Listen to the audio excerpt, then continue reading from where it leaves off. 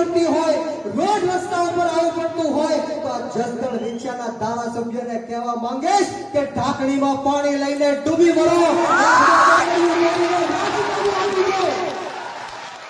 શું નથી કર્યું આ સમાજે તમારી માટે?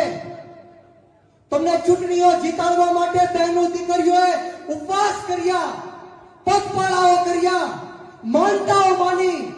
આ વડીલોએ તમારી માટે રાત દિવસ એક કરીને તમને ચૂંટણીઓ જીતાડી, છતાં પણ તમે આ સમાજ સાથે વિશ્વાસઘાત કર્યો, આ સમાજ સાથે તમે ગદ્દારી કરી. ત્યારે હું બ્રિજરાજ સોલંકી આ શિવરાજપુરની ધરતીથી કુંવરજી બાવળિયાને કહેવા માંગીશ કે જો તમારી સરકાર તમારું ન ગાંઠતી હોય, તમારી સરકાર તમારું ન સાંભળતી હોય, તો તમારી પાર્ટીનો કેસ ઘરે મૂકીને આંદોલન કરવા માટે આવી જાઓ. હું પાર્ટીનો કેસ ઘરે મૂકીને તમારી સાથે આંદોલન કરવા માટે તૈયાર છું.